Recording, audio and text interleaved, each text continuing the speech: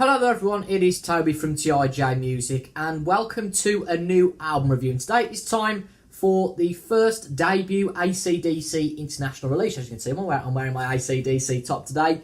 But today we aren't going to be reviewing Highway to Hell. Today we're going to be reviewing that first album by AC/DC internationally, and that is High Voltage, released here in the UK on the 30th of April 1976, using recordings from the previous two albums that were released in Australia, TNT and High Voltage. I think, and again, apologies if this is your first time watching me, I do like to disclaim this. My notes are over here, so apologies if I do look from side to side. But the 7th and 8th track on this album, which is Little Lover and She's Got Balls, are from the High Voltage release in the Australia, and everything else is from the TNT release in Australia. Of course, there are a few tracks that aren't on this album from both of those albums. Obviously, it'd be a bit of a big album if we were going to re-release both of these in the UK. So those are some of the tracks aren't on this album, and I think some of them were included in the 74 Jailbreak EP that came out in 1984. But let's talk about this album. It's a great album. I really enjoyed listening to it for the first time today. I listened to a lot of the tracks off the album beforehand,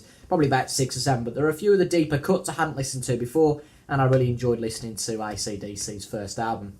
So in terms of the background of the album, before we get into reviewing each song and each track, of course, by track.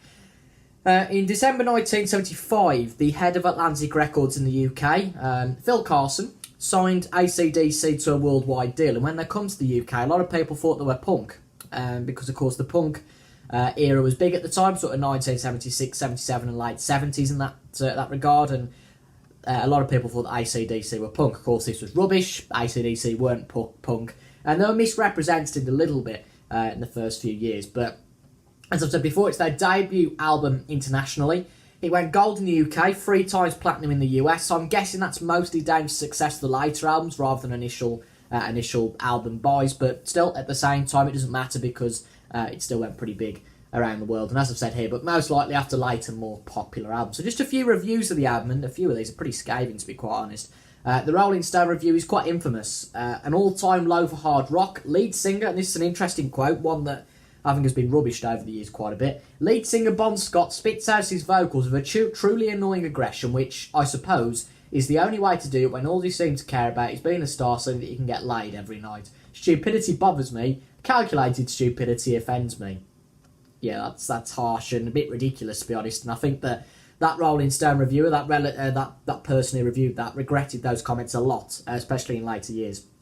But the reviews have been kinder over the time. The review by AllMusic's Stephen Cont Thomas Irvine praised Angus Young's monster riffs, appeared to be easy but give the music strength, and allowed Bon Scott to be somebody who never hid the notion of lurking behind the door, but they're also fun too. There's dangerous things, but they're also fun behind the door too. And a lot of the subject matter on these tracks is interesting. That's just what AC/DC have always stood for, and something that I've really respected from AC/DC. The fact that they don't really give a toss. They'll write about what they want and won't be influenced by anybody else. That's massively been proven by the fact in the 80s when things started to go a lot more pop. I only reviewed Difficult to Cure by Rainbow a few days ago, and that showed that band to be going more poppy. AC/DC weren't interested in any of that sort of stuff, and quite rightly, in my opinion, sticked to the hard rocking sound that they'd had since the start, and since, of course, this debut album. But in terms of personnel on the album, of course, we've got Bon Scott on lead vocals and on bagpipes. We'll talk about the bagpipes a little bit later.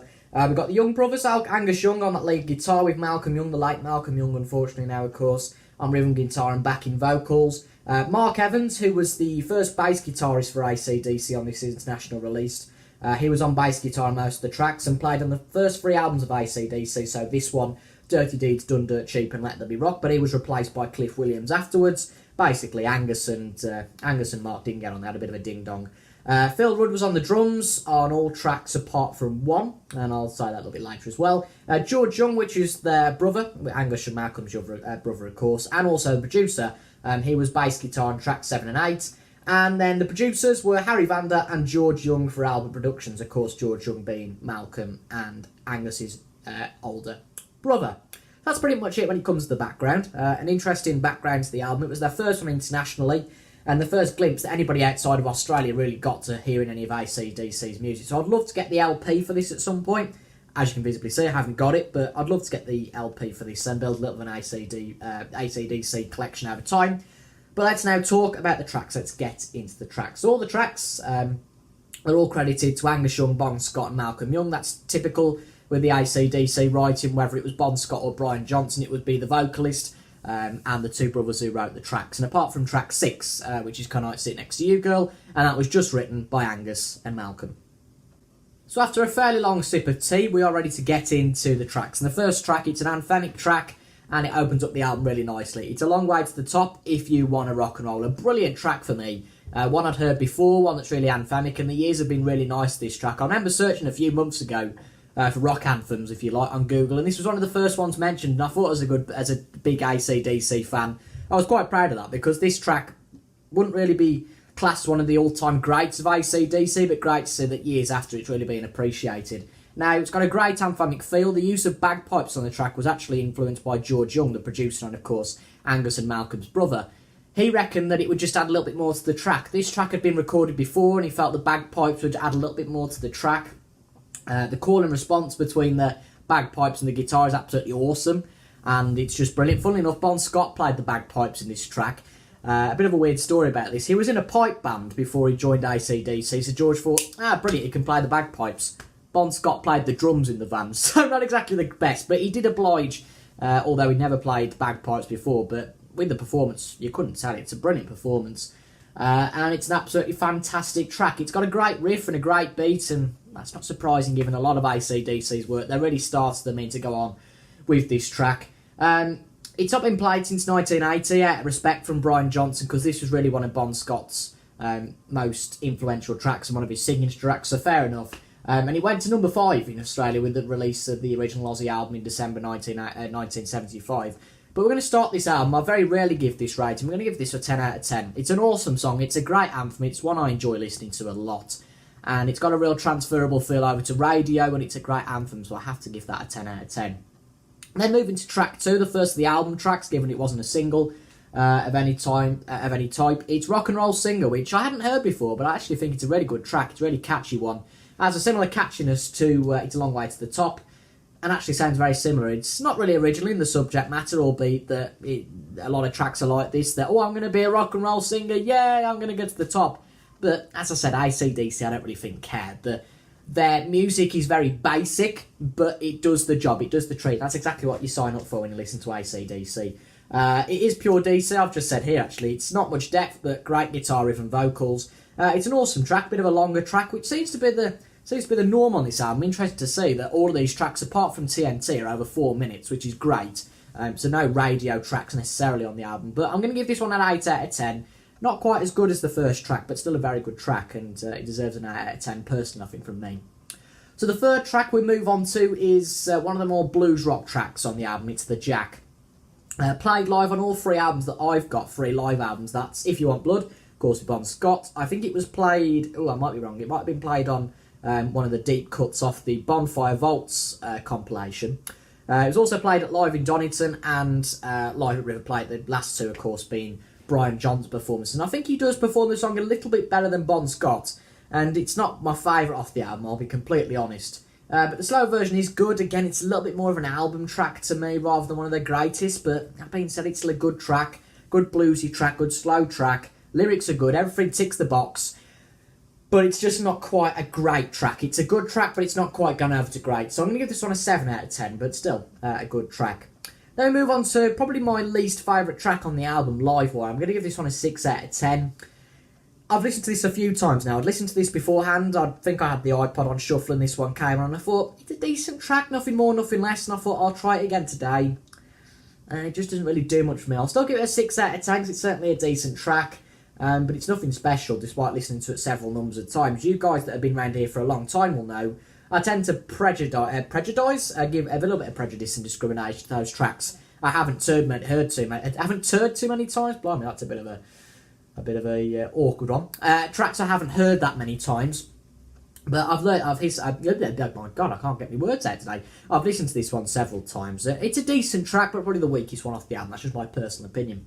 Then we go into the shortest track on the album, and probably, the second best known track from the album. That, of course, is TNT, the title of one of their Australian albums, of course, before this went international with the High Voltage album. High Voltage album. As I've said here, first of two AC/DC considered greats from the album. One of the tracks that is still played live today in all the compilations, etc., etc. It's a great track. I particularly love the guitar riff in the second half of the track. It gives it a real rocky feel, and it's just brilliant. It's catchy as you can probably decipher what word I've put there, but it is really catchy. It's a great track, and the guitar work really buffs up Bon Scott's vocal. They complement a lot, and that's one of the biggest trademarks of AC/DC. I feel like other bands don't get this right sometimes. Either the guitar or the vocals is too much. AC/DC's work, it always seems to blend guitar and vocals so well, and this track is really an example, if you wanted a pure example of this, where I think that theory really comes into place. But an interesting fact that comes from this, I'm going to give this one a 9 out of 10, by the way. Not quite a 10, but still a very, very, very good track.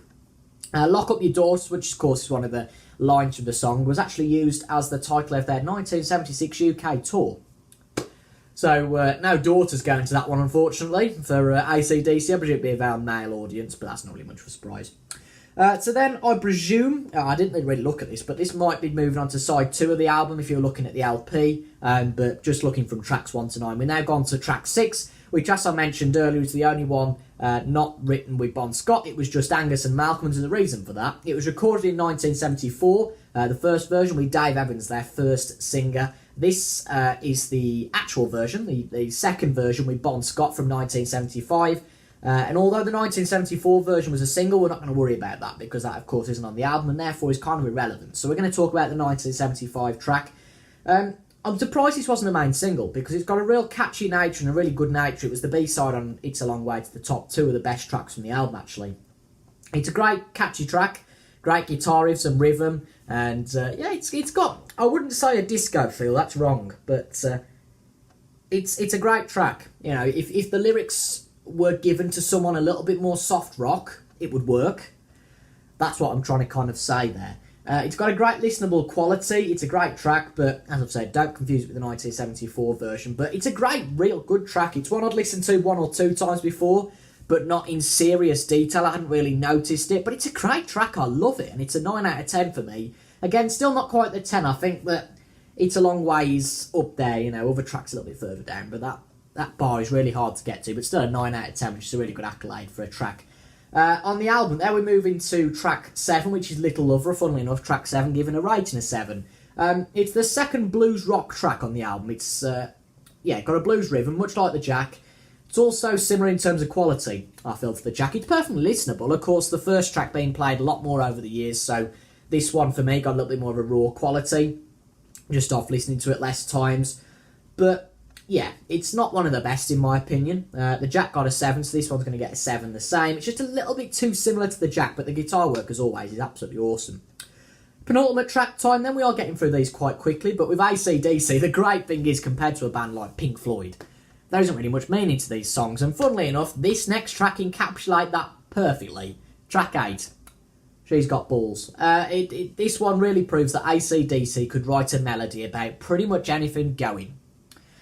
And they did. Dirty DC, it's another similar track with this, with big balls. And it's got great comedic value, really. It's a good track, but I think for the subject matter and how relaxed it is, pardon me, I don't really fucking give it more than the Jack, to be honest. It's a good 7 track and a good one that you could listen to a few times, but I think it would probably die a death a little bit after a little bit. Probably would be quite dated if you listen to it quite a bit. But still, it's a great track, one that if you hadn't listened to before, I recommend you listen to. And again, really shows that they can write a good melody. A little bit like Kiss in this way. Kiss were really good, despite having the best lyrical value with some of their tracks, at really good writing a good melody, despite that being hard rock, pop rock, whatever genre they were into at the time. But AC/DC stuck true to hard rock, and it's a really good track. This is. That just proves they can write a melody about anything. So we're going to give this one a 7 out of 10. So then finally we move on to the title track, High Voltage Rock and Roll. Sorry, I couldn't avoid that. Yeah, it's the title track, second of the classic tracks on the album, of course, with TNT, still played today and considered an AC/DC great. When it was re-released in the singles chart in the UK in 1980, it went to number 48. I'm guessing it was re-released on the back of the success of Back in Black, and also probably because of Bon Scott's death. I'm not quite sure on that, but I guess it's a combination of the two. But an interesting one here is that the drums are played by... Now, is that right? Because that's odd. It's alright, on my notes it says that Phil Rudd plays on drums on track 9, but on this note it's a little bit wrong. But I think this is right. The drums were played by Tony Correnti, who was a session musician for the band at the time. If he wasn't, it was definitely on one of the tracks. I'm sure it's High Voltage, but if it wasn't on this track, I'll let you know in the notes down there. But I'm fairly sure it was High Voltage that Tony Correnti played on, rather than the erroneously credited Phil Rudd. It's, again, guitarist, bloody fantastic, as with a lot of these DC tracks. It beats TNT to a 10 for me, because it's got a little bit more richness, in my opinion. It's a bit of a richer track, a little bit more of a listenable value. Again, TNT is more of a catchy track, whereas this is just rock and roll, basically. That's the simplest way I can sum it up. But that is the 9 tracks talked about a little bit.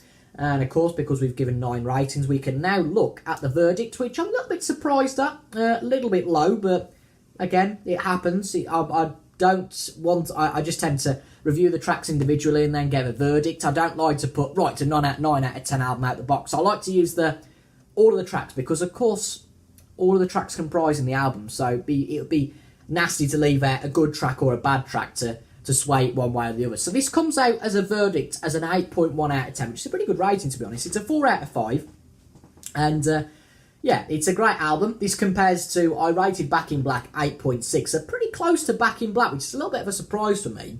But again, a few duds in this. I wouldn't like to call them duds, but a few weaker tracks you can visibly see on the side of the screen here. Which ones I think are weaker tracks. Again, I'm doing this on what's the date today? The 3rd of September. By the 3rd of October, I could have changed those all together. But doing this now and today, those are my opinions. So we've got a long way to the top at 10. Rock and Roll Singer 8, The Jack 7, Live Wire 6, TNT 9, Can I Sit Next to You, Girl 9, Little Lover 7, She's Got Balls 7, and High Voltage 10. It's a great album. I think reviewers have been a lot kinder to it over time, because they've realised it wasn't punk rock. They've realised it was great AC/DC and the start of the working of some brilliant albums coming next. Dirty D's Done Dirt Cheap, Let There Be Rock, Powerage, or Power Rage as it's known. Highway to Hell, of course, the last with Bon Scott, and then Back in Black, which I have got a review for Back in Black on the channel already.